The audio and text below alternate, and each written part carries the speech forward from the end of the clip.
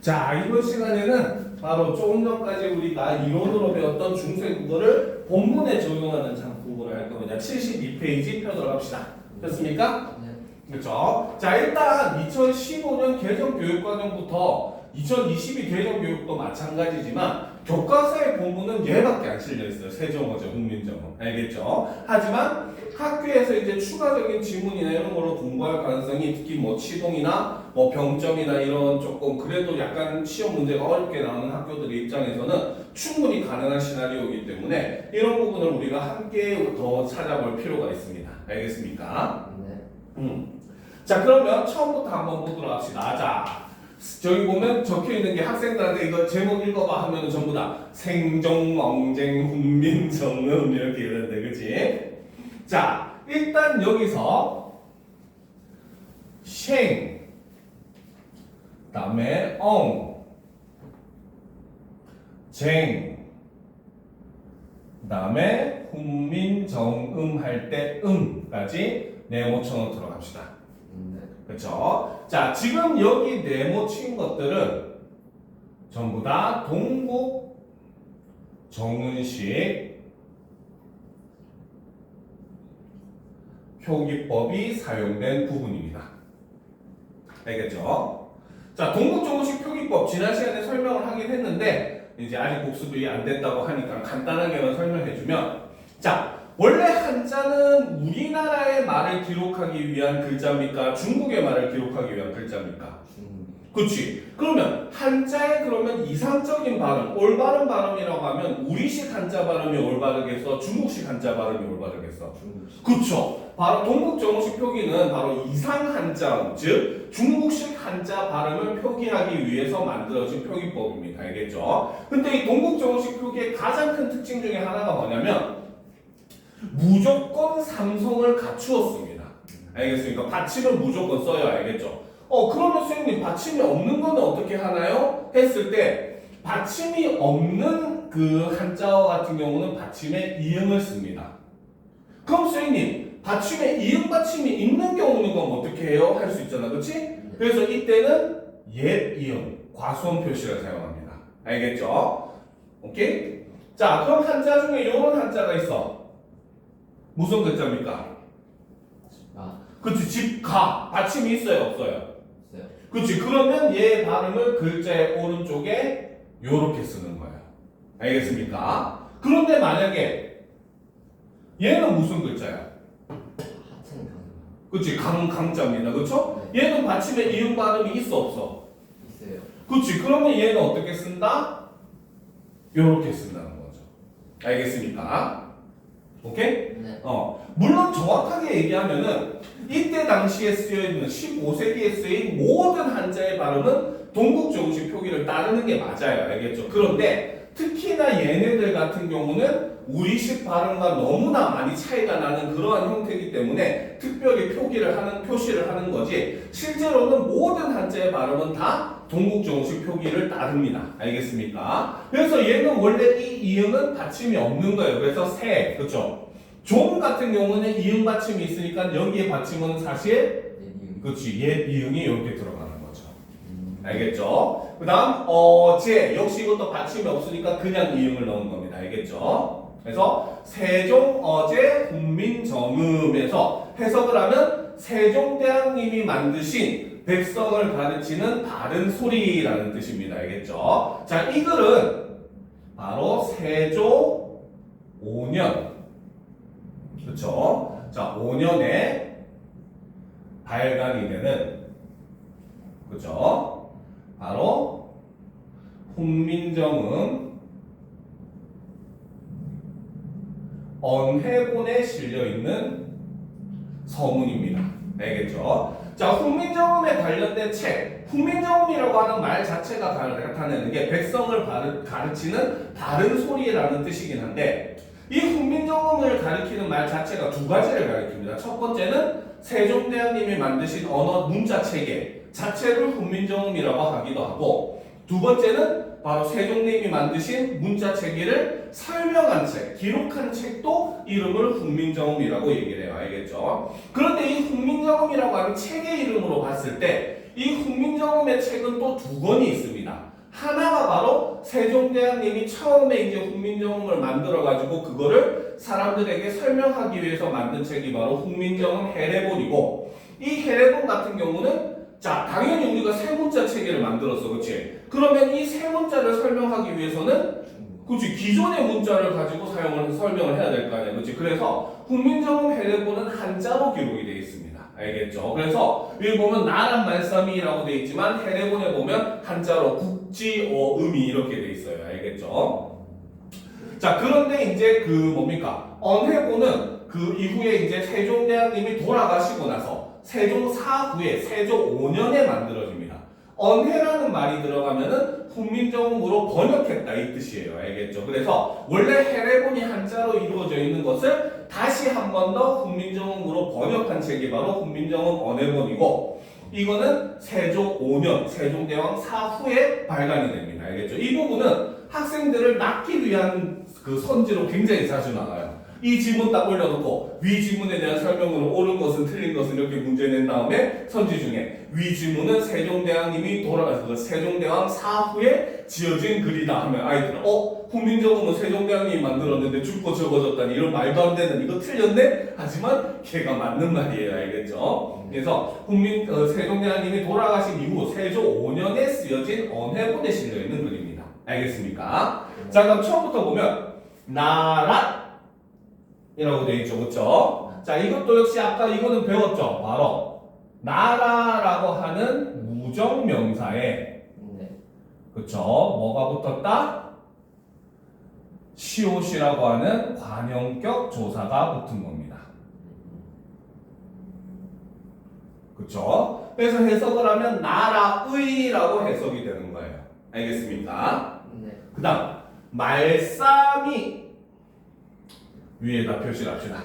그렇죠? 자, 말싸미는 원래는 이제 말쌈 여기에 주격조사 이 자음 모음의 주격조사 이 형태가 붙은 거예요.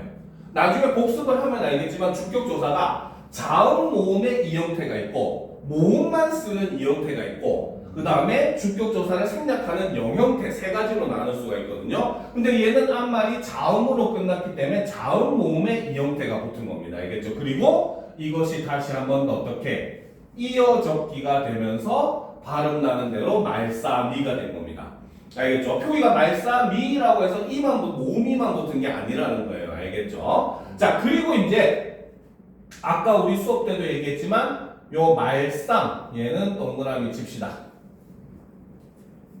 동그라미 쳤습니까? 지금부터 동그라미 치는 것들은 바로 뭐다? 국어의 역사성을 나타내주는 단어들이죠. 그치? 아까 수업에 했었죠. 그쵸?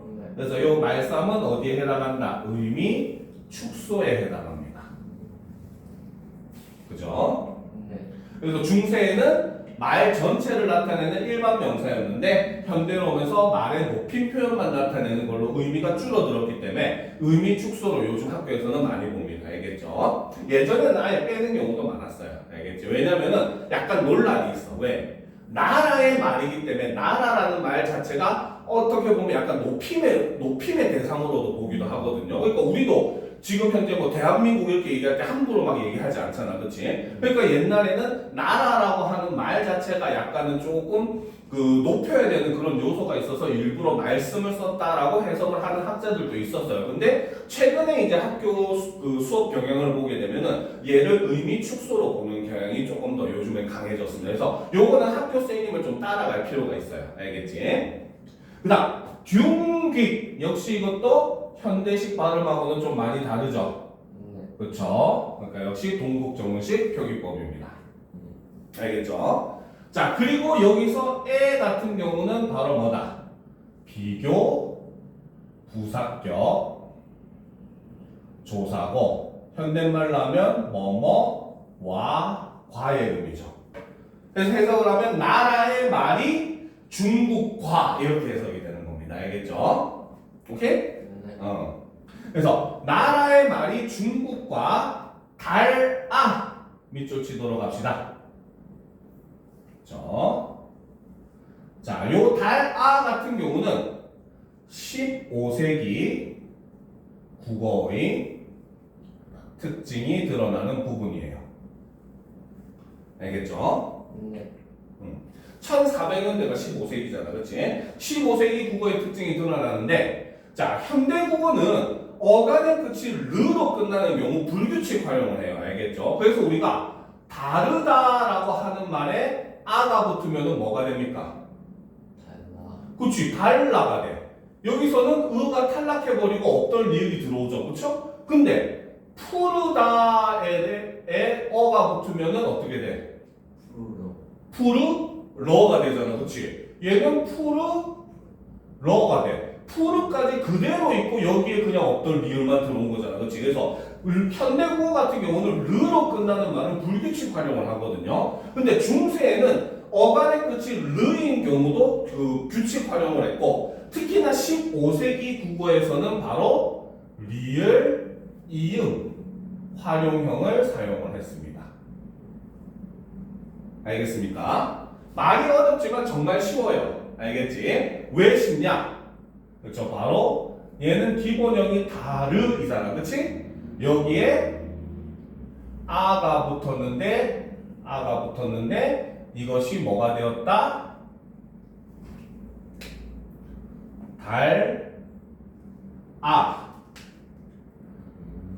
요렇게 썼기 때문에 리을, 이응 활용형이라고 해요. 알겠죠? 이게 나중에 16세기에 오게 되면 리을 활용형을 씁니다. 그러면 다르다가 리을 활용형이 되면 뭐가 되겠어? 달라. 그치, 달라가 돼요. 그쵸? 근대 오면 리을, 니은 활용형을 써요. 그럼 얘는 어떻게 돼? 근대 오면? 달라. 그치, 달나 이렇게 되는 거야.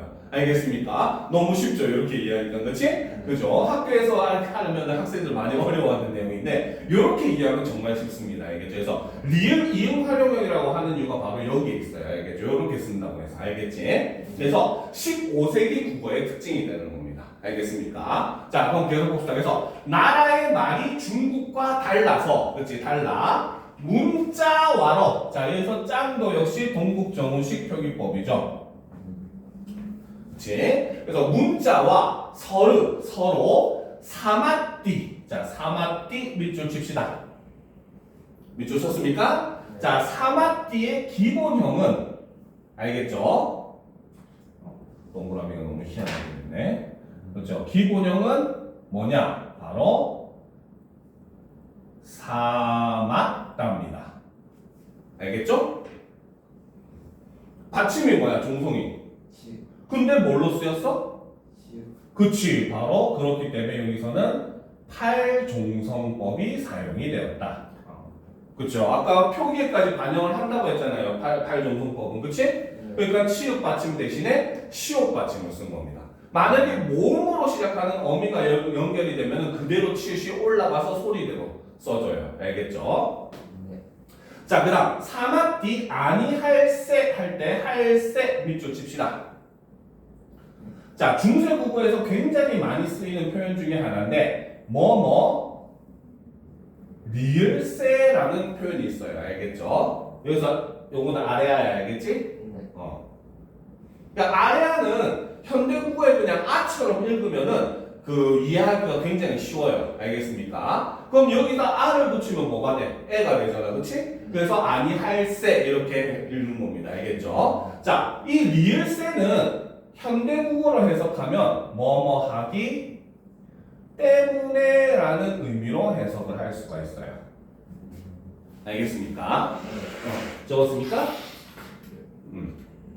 자, 그래서 해석을 하면 역시 마찬가지. 나라의 말이 중국과 달라 문자와 서로 사마띠 통하지 아니하기 때문에 이렇게 해석이 되는 거예요. 알겠죠? 자, 이런 전차로는 이런 까닭으로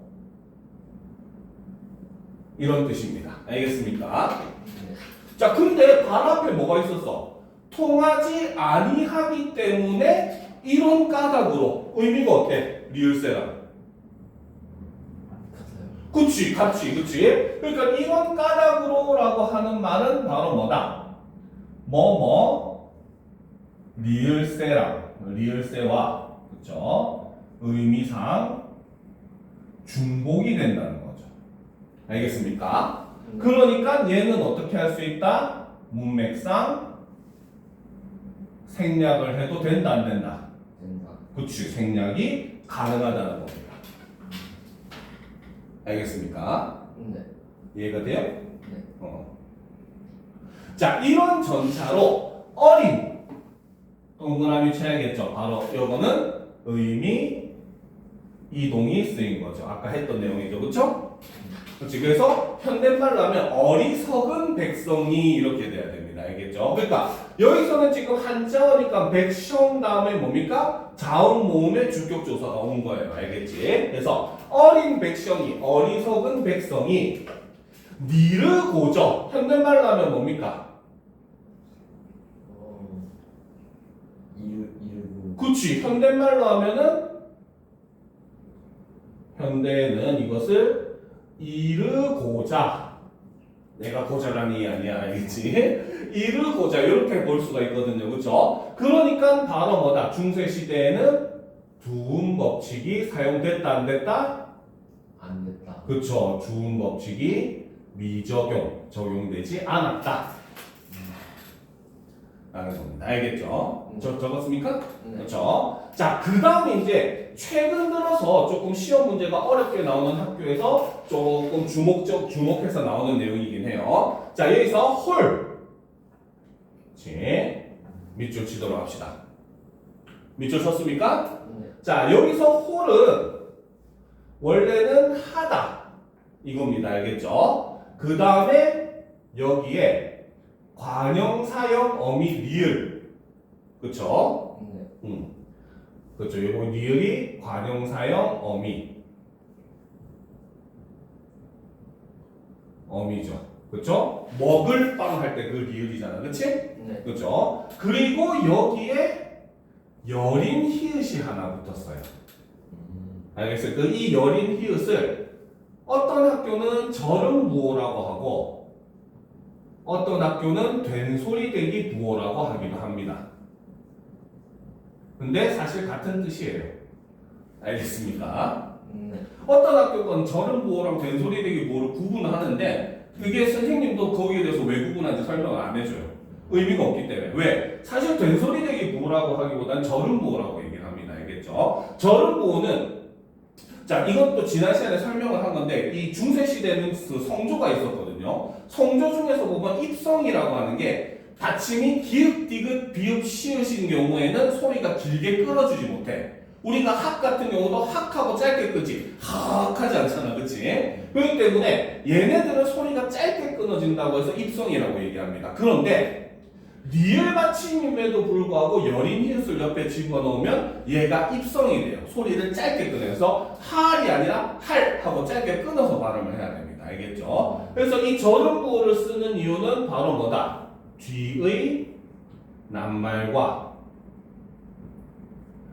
구분을 하기 위해서 절음부호를 사용을 해요. 즉 홀빼 이쇼도 할 때 요 두 단어는 서로 다른 단어다.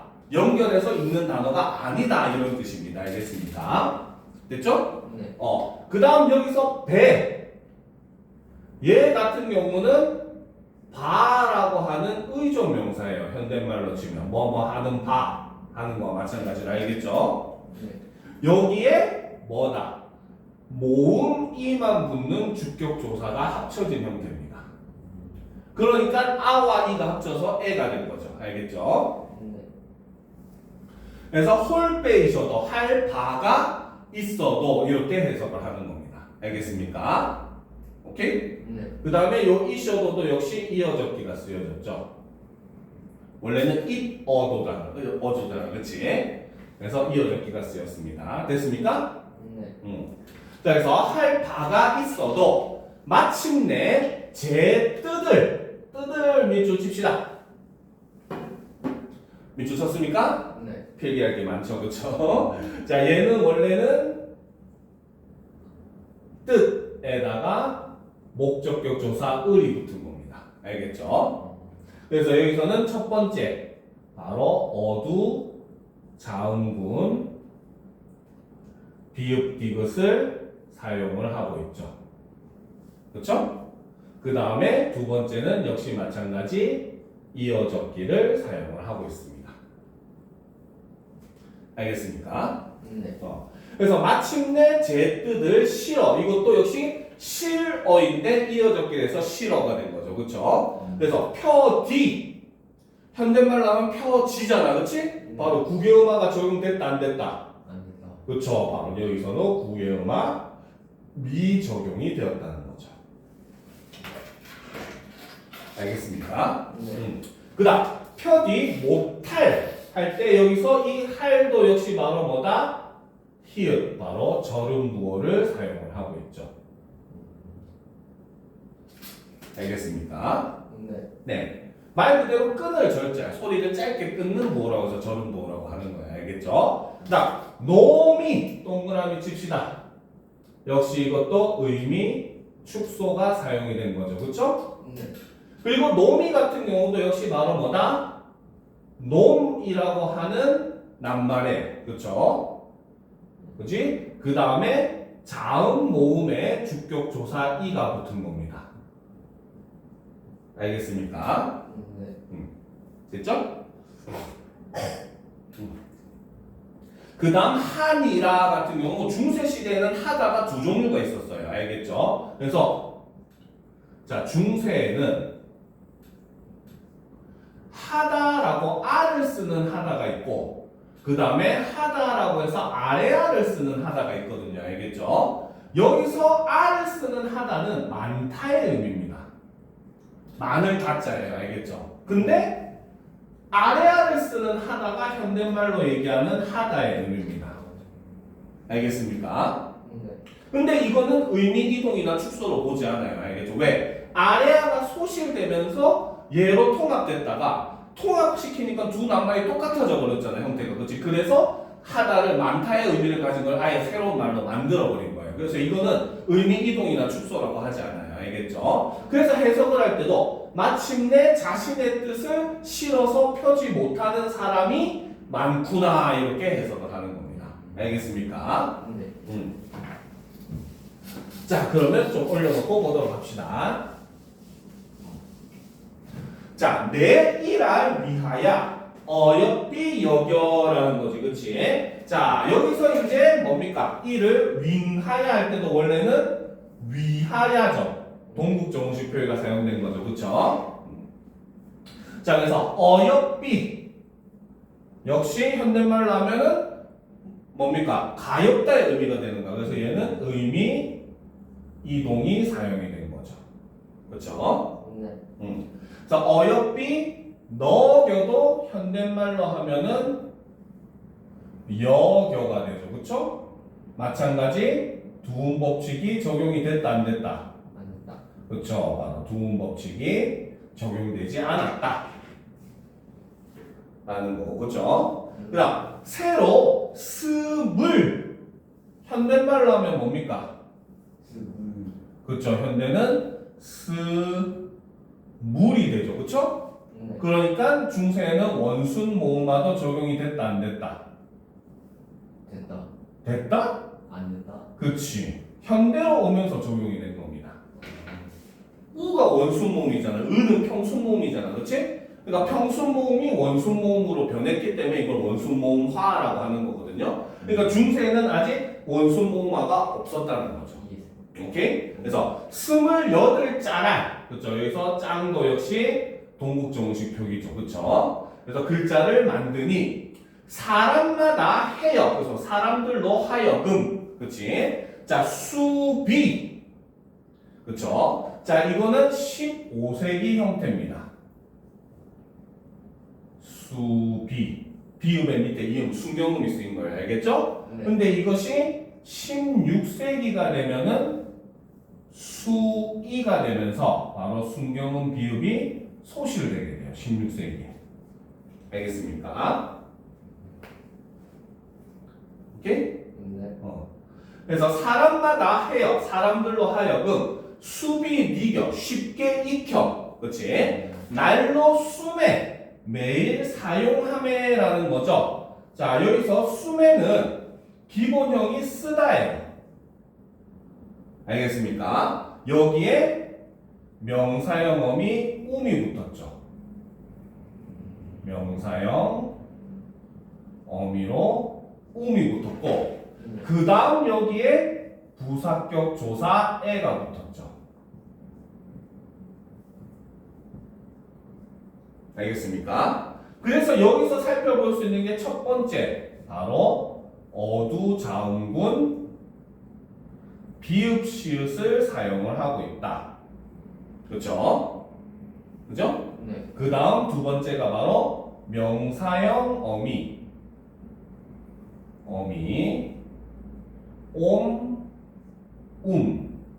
요거를 사용하고 있고 이거는 바로 뭐다?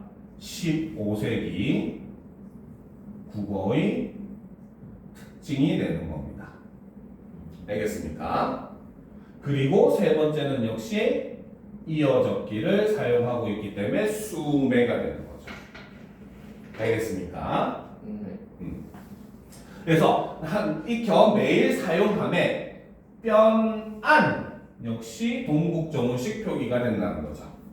그래서 뼈안기 하고자 할 따라민이라고 해서 여기서도 역시 여린 이웃이 절음구어로 사용이 되고 있죠. 알겠습니까? 네.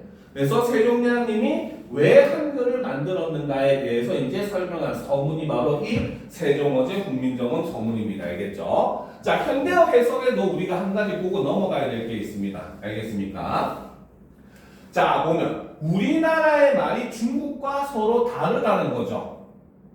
그렇지? 이것 때문에 네. 한글이 중국 거라고 중국이 우기지를 못해요. 아예 딱 못을 박아놔서. 알겠습니까? 자, 그리고 여기서 드러나는 바로 뭐다? 훈민정음 창제정신 첫 번째는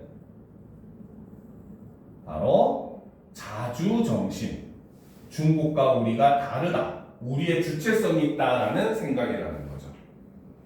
알겠습니까? 네. 그래서 문자와 달라 중국과 달라서 문자와 서로 통하지 아니하기 때문에 이런 까닭으로 어리석은 백성이 이루고자 하는 바가 있어도 마침내 제 뜻을 능히 펴지 못하는 사람이 많더라는 겁니다. 알겠죠? 그래서 내가 이것을 불쌍히 여겼는데 이것이 바로 뭐다? 앞에 꺽쇠로 표시한 내용이죠. 그렇죠? 자, 그래서 내가 이것을 불쌍히 여겼대요. 내가 이것을 불쌍히 여겨. 가로로 표시합시다. 표시했습니까? 네. 바로 누구를 불쌍하게 생각하는 거야? 백성. 그치. 바로 여기서는 창제정신 두 번째 바로 애민정신이 드러난다는 거죠. 알겠습니까? 알겠죠? 네. 자, 그래서 내가 이를 불쌍히 여겨서 새로 28자를 만드니 자, 요거는 근데 학교마다 좀 갈려요. 요걸 정신으로 보는 사람도 있고 안 보는 사람도 있습니다. 알겠죠? 그래서 선생님은 그냥 본다고 생각하고 다 가르쳐 줄 거예요. 알겠지? 그래서 이거를 본다고 하면은 얘가 창제정신 세 번째 바로 창조정신 어떤 걸 새롭게 만드는 정신이다라고 합니다. 알겠죠? 근데 안 보면은 그냥 땡 치우면 돼요. 알겠지? 그래서 만드니 사람마다 하여금 쉽게 익혀 날마다 쓰매 편안하게 하고자 할 따름이다. 그쵸? 요게 창제정신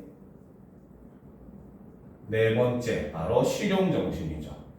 그래서 학교에서 세종대왕님의 훈민정음 창제정신이 세 가지다라고 했을 때는 자주, 애민, 실용을 보면 되고 네 가지다 하면 자주, 애민, 창조, 실용 이렇게 네 가지를 보면 돼요. 알겠죠? 요거는 학교 선생님 수업을 따라가면 됩니다. 알겠습니까? 네. 자, 그래서 바로 14세기 중반쯤에 쓰인 14세기다 1400년대 중반쯤에 쓰인 15세기 국어의 모습을 살펴봤습니다. 알겠죠? 자, 그런데 뒤에 이어지는 소학원의 같은 경우는 16세기 국어의 모습을 보여줍니다. 얘는 1500년대에 쓰여요. 알겠습니까? 네. 자, 그럼 뭐도 합시다. 공제라고 돼 있어. 그치? 자, 공제는 공자 더하기 주격조사 이 모음이만 쓰는 주격 조사가 붙은 겁니다. 알겠습니까? 네. 그래서 공제가 된 거예요. 알겠죠? 근데 뭔가 좀 이상하지 않아요? 15세기랑 좀 뭔가 많이 달라지지 않았어? 이응 받침 이응이 있다 없다? 없다. 그치. 바로 16세기에 들어서면서 바로 뭐다? 동국 정운식 표기법이 폐지가 됩니다. 그래서 동국 정운식 표기는 채 100년도 안 쓰여요. 알겠습니까? 근데도 시험에는 굉장히 중요하게 나오는 요소 중에 하나입니다. 알겠습니까? 네. 그래서 그래서 공자님께서 증자 다력, 그렇죠? 증자 다력, 이거는 바로 부사격 조사. 현대말로 하면 누구누구에게라는 뜻입니다. 알겠습니까? 네. 자, 여기까지 썼죠? 네. 그래서 공자께서 증자에게, 그쵸? 자, 밀러. 자, 얘는 기본형이 이르다야. 알겠지? 여기에 어가 붙었는데 뭘로 바뀌었어요? 응? 닐, 밀노. 러. 이렇게 바뀌었죠, 그쵸? 네. 그럼 얘는 무슨 활용형? 리을. 그치, 바로 16세기에는 바로 리을 활용형을 사용을 했다는 거죠. 아까 15세기에는 무슨 활용형? 리을 이응. 그치, 근데 16세기는 리을이 된 겁니다. 알겠습니까? 자, 그래서 공자께서 증자에게 일러 갈아샤데라고 되어 있어요. 그쵸? 자, 원래는 발음대로 하면 어떻게 써야 돼? 가라 사. 그치, 가라샤데라고 써야 되잖아. 그치? 즉, 바로 뭐다? 첫 번째로 16세기에 끊어적기가 사용이 되게 됩니다. 이것도 역시 16세기 국어의 특징이죠. 알겠습니까? 네. 자, 그리고 아까 얘기했듯이 바로 뭐다? 얘는 갈다. 그쵸? 그 다음 여기에 아샤. 그쵸? 이게 주체 높임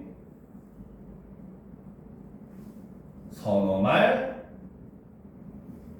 어미입니다. 말씀하시기를 이런 뜻이에요. 알겠죠? 그 다음에 뒤에 뭐다? 여기에는 사실 아대가 붙었는데 아가 생략된 거야. 알겠습니까? 네. 자, 그러니까 여기서 샤를 쓴 이유는 바로 뭐 때문에? 모음으로 시작하는 어미 앞이기 때문에 샤를 사용을 한 거죠.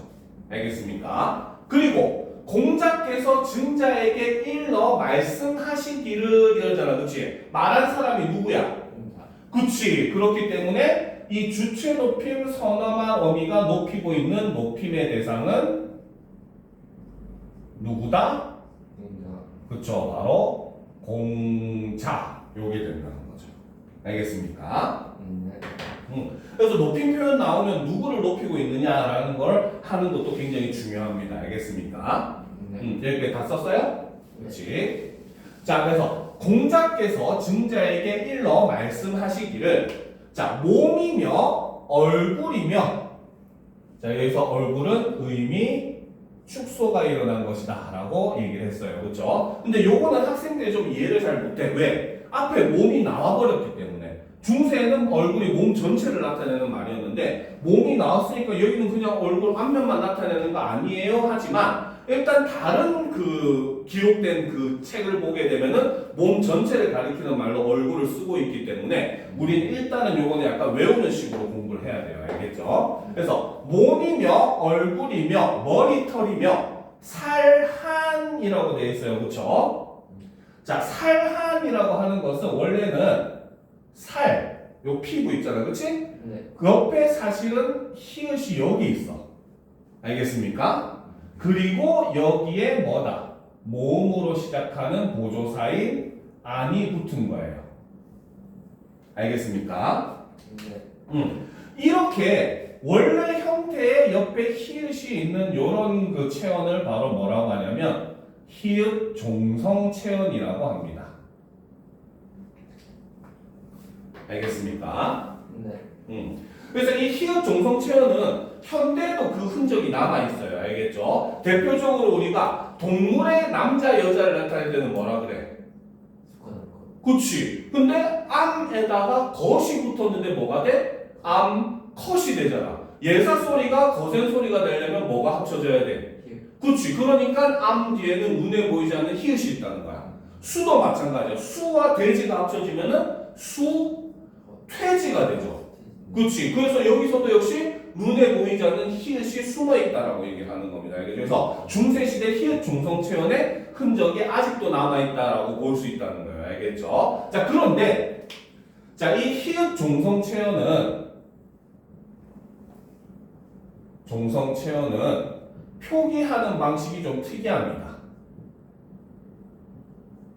알겠습니까? 자, 첫 번째로, 그치? 자, 히읗 종성 체언으로 끝나는 경우 있을 수 있죠. 그쵸? 그러니까 살까지만 쓸 수 있잖아. 그치? 이럴 경우에는 어떻게? 히읗을 생략합니다. 알겠습니까? 네. 즉, 히읗이 붙을 수 없는 경우는 히읗을 생략해요. 알겠죠? 자, 그 다음 두 번째, 모음으로 시작하는 조사가 이어진 경우는 이때는 어떻게 하느냐? 조사의 초성에 히읗을 표기를 합니다. 그러니까 이거는 아까 모음으로 시작하는 살안이라고 하는 조사니까 모음으로 시작하니까 히읗이 초성이 돼서 살한이 된 거예요. 알겠습니까? 네. 그리고 세 번째, 그쵸? 자, 이어지는 음절의 첫 소리가 기읍, 디귿, 비읍, 지으신 경우에는 알겠죠? 이때는 거센 소리 되기로 표기를 합니다.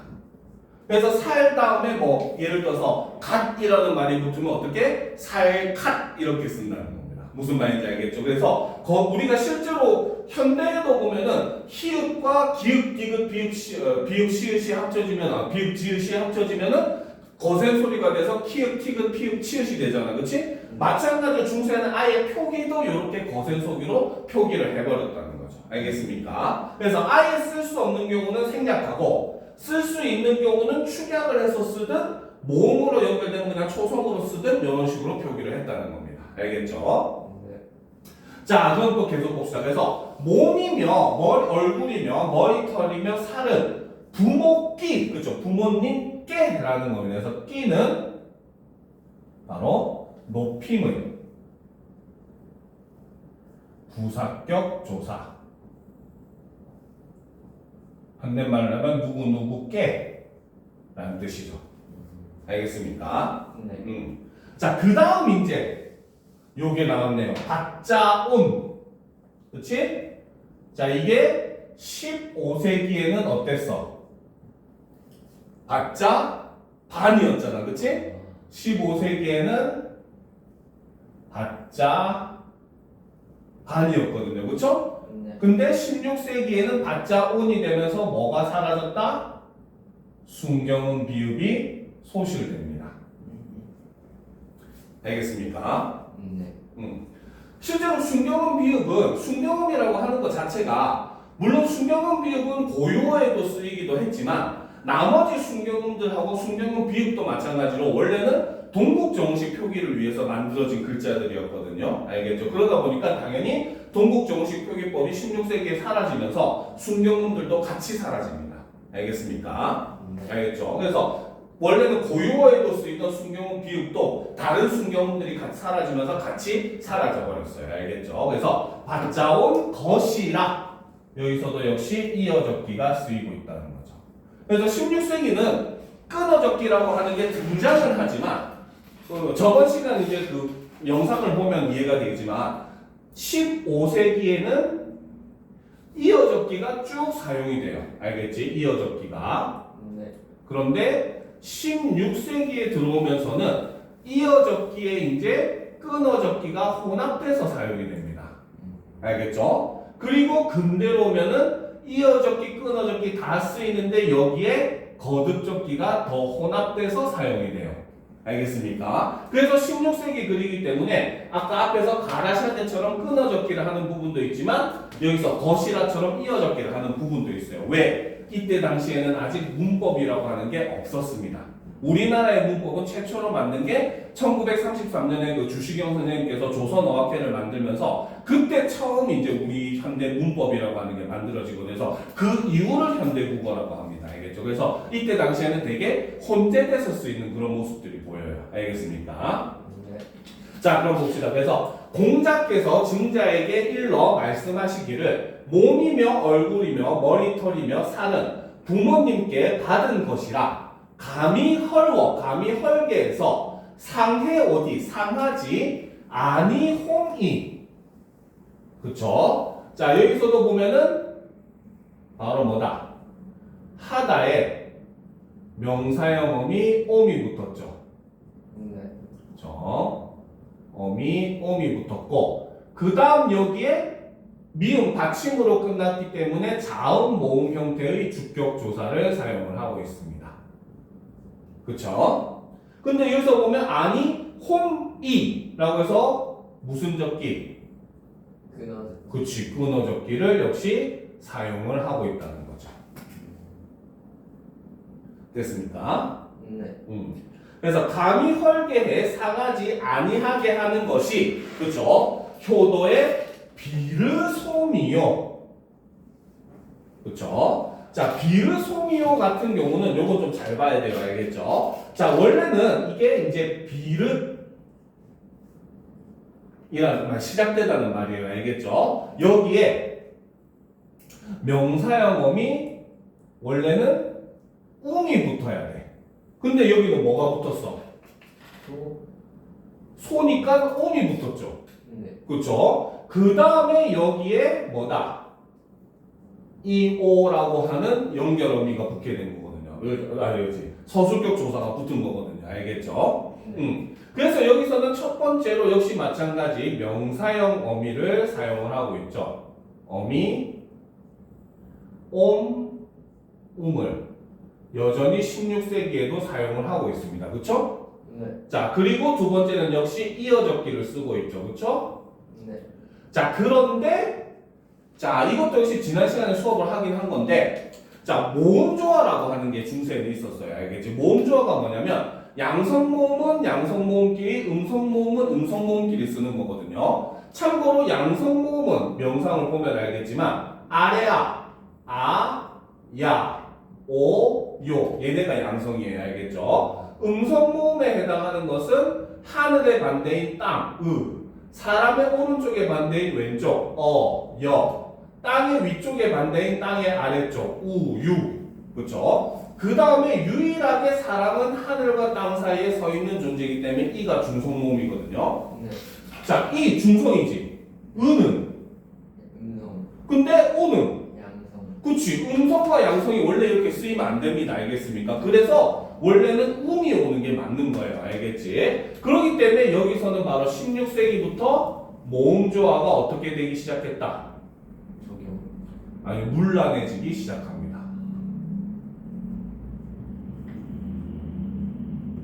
점점 모음조화를 어기는 경우들이 생기는 거야. 알겠죠? 그래서 원래 정확하게 표기하면 바로 뭐다? 비르, 수미요.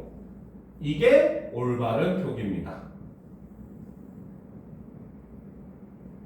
알겠습니까? 네. 여기에 오는 가능해. 왜? 중성을 끼고 양성에서 음성이나 음성에서 양성으로 변하는 거는 가능해요. 알겠죠? 근데 얘처럼 중성을 끼지도 않고 음성 다음에 바로 양성이 오는 건 불가능하다는 거 알겠지? 그래서 원래는 비르수미오라고 써야지 올바른 표기가 되는 거예요. 그래서 모음조화를 지킨 경우입니다. 알겠습니까? 네. 그래서 16세기부터는 이렇게 점점 모음조화도 뭡니까? 문란해지기 시작을 했다는 거죠. 알겠죠? 자, 그리고 꺽쇠로 표시합시다. 몸이며 머리털이며부터 비르소미오까지 꺽쇠로 표시합시다. 표시했습니까? 네. 자, 즉 여기서 얘기하는 거는 효도의 시작을 얘기하는데 효도의 시작은 뭐다? 내 몸을 어떻게 하는 거? 선생님. 그치, 바로 신체 발부 수지 부모라고 합니다. 그래서 우리 몸에 나오는 털 한 가닥도 부모님께 받은 것이기 때문에 어떻게 해야 된다? 소중하게 아껴야 된다 이런 뜻이에요. 알겠습니까? 자, 그 다음 봅시다. 몸을 세워 도를 행하야. 그래서 몸을 세워서 도를 행하여서 그쵸? 이름을 후세에 베퍼써. 그치? 베퍼써. 자, 일단 첫 번째로 여기서는 어두, 자음군, 비읍시읒을 사용을 하고 있죠. 네. 그쵸? 그 다음에 이거는 일종의 한문, 직역, 어투입니다. 알겠습니까? 우리말은 베품으로써 해야 되잖아요. 그치? 근데 중국에는 써있자. 그래서 베퍼써 이렇게 해서 쓴 거죠. 알겠죠? 그래서 베퍼써 부모를 현격해 드러나게 홈이 역시 명사형 홈이 옴을 사용했죠. 그쵸? 그래서 홈이 효도의 마참이니라 효도의 끝이니라 라는 거죠. 그래서 여기서는 바로 효도의 끝을 나타내는데 그 방법은 바로 입신양명. 내가 좋은 일을 해가지고 내 이름을 널리 베풀어서 내 부모의 이름까지 드러나게 하는 게 효도의 끝이다라는 거. 이걸 이룬 사람이 우리 역사상 딱 한 명 있죠. 누굽니까? 선생님요. 율곡이. 음성. 율곡이 어머니가 누구야? 신사임당이잖아요. 그렇죠? 네. 실제로 역사적으로 봤을 때 신사임당이 그렇게 막 성격이 좋다든지 문학적으로 뛰어나진 않았다고 평가해요. 오히려 그 여성 문인으로서는 헌안설원이 훨씬 더 뛰어나다고 많이 평가를 합니다. 그럼에도 불구하고 신사임당이 유명해질 수 있었던 이유는 차식이 율곡이니까. 알겠습니까? 네. 알겠죠? 자, 그 다음에서 지금 첫 번째 앞부분에서는 바로 효도의 시작과 끝에 대해서 얘기를 한 겁니다. 알겠습니까? 그러니까 삼강오륜으로 치면은 뭡니까? 바로 삼강오륜으로 치면은 부자유친, 그렇죠? 혹은 뭡니까? 부의자강 이런 것들의 내용이 되는 거죠. 알겠습니까? 효도와 관련된 거, 그렇지? 네. 자, 그런데 이제 봅시다. 유익하니 세가집 벗이요. 자, 세가집 역시 마찬가지. 세 가지에다가 시옷 관용격 조사를 쓴 거죠. 그렇죠? 그래서 유익한 나에게 이로운 친구가 세 가지 유형의 친구요. 그렇죠? 해로운 자 이것도 역시 15세기에는 바로 해로 반으로 썼어요. 알겠습니까? 역시 16세기 오면서 순경은 비읍이 소실된 거죠. 알겠죠? 그래서 해로운 친구가 세 가지 벗이니 알겠죠? 그래서 나에게 이로운 친구가 세 가지 유형이 있고 뭡니까? 해로운 친구가 세 가지 유형이 있다는 거죠. 그렇죠? 네. 자, 그 중에서 직한이 딕한이라는 거죠. 그치? 그렇죠? 이게 바로 뭡니까? 유익한 벗 첫 번째 바로 뭐다? 정직한 사람이죠. 알겠습니까? 네. 근데 현대말을 하면 직이잖아. 근데 중세에는 딕이라고 되어 있지, 그렇지? 역시 국유음화가 쓰였다 안 쓰였다. 안 쓸까? 그렇죠. 국유음화가 적용되지 않았습니다. 알겠죠? 네. 그다음 신실한 이 바로 뭐다? 유익한 것 두 번째. 두 번째 바로 믿음직한 사람이죠. 신자가 믿을 신자라고 생각하면 돼요. 알겠죠? 그래서 믿음직한 친구 이를 못하며 그 다음 들어온 것 한 이 자, 여기서 한이 R을 썼네. 그치? 무슨 뜻이라 그래서? R을 쓰는 하다는. 알스 하다 많다. 그치. 그러니까 들은 것이 많은 이라는 거지. 그치? 그러면 얘는 유익한 세 번째. 바로 견문이 넓은 사람이라는 거죠.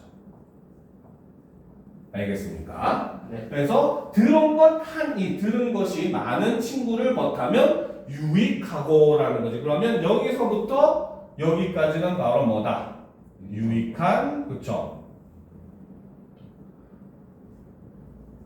벗이 어떤 사람이냐라고 얘기를 하는 겁니다. 알겠죠? 자, 그런데 거동만 익은 이 거동은 바로 행동이야. 알겠지? 바로 해로운 벗의 유형 첫 번째는 바로 뭐다? 행동만 앞서는 사람. 일종의 뭐야? 경거망동하는 사람이라고 볼 수 있겠죠. 네. 그렇지? 그래서 거동만 익은 이를 벗하며 자, 아당하기 잘하는 이. 자, 이게 바로 해로운 것 몇 번째? 두 번째. 그렇죠. 벗. 두 번째 바로 아첨하기 잘하는 사람입니다. 알겠죠? 자, 그런데 여기서는 바로 뭐다? 바로 명사형 어미로 뭘 사용하고 있다? 뭐뭐 기를 사용을 하고 있죠.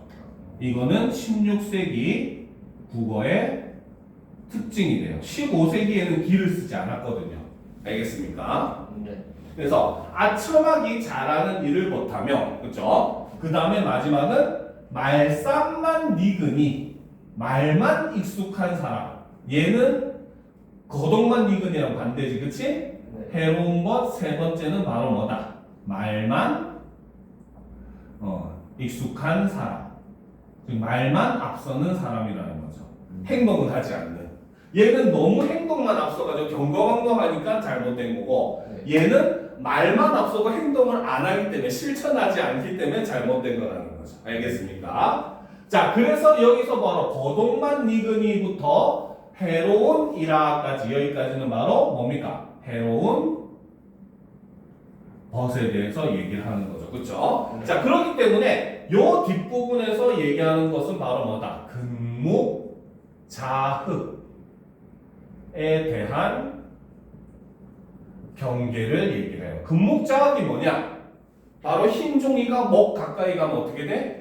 물든다. 그치, 물드는 거. 그걸 얘기를 하는 거예요. 알겠죠? 그래서 묵 가까이 있어서, 검은 것 가까이 있어서 검은 것이 물드는 것을 경계해야 된다. 사람에게 있어서 좋은 것만 배워야 된다라는 겁니다. 알겠습니까? 네. 자, 그래서 이렇게 소학이라고 하는 것은 바로 이제 어린아이들을 위한 학문을 소학이라고 해요. 그래서 소학은 바로 어린아이들에게 유교의 그런 덕목을 가르치는 게 소학인데, 그거를 뭡니까? 훈민정음으로 번역해서 이름이 소학언해인 거예요. 알겠죠? 그래서 이거에서는 우리가 16세기 그 국어의 모습을 잘 볼 수 있는 그러한 사료다라고 볼 수 있습니다. 알겠죠? 자, 오늘 수업은 여기까지 합시다. 오늘 한 것 중에 다른 거 궁금한 거 있습니까? 아첨하기가 뭔 뜻이고? 아첨!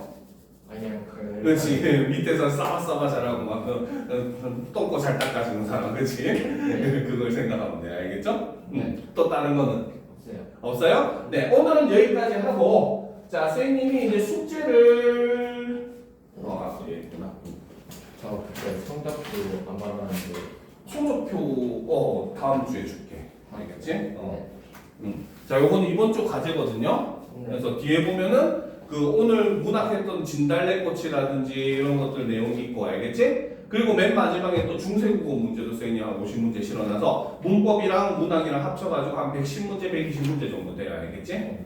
그래서 이번 주 동안 풀고 다음 주 금요일 날 클리닉 할 거니까 금요일 날 와서 질문하도록 합시다. 알겠죠? 다른 것도 질문 없죠? 없어요. 네, 오늘은 여기까지 합시다. 네.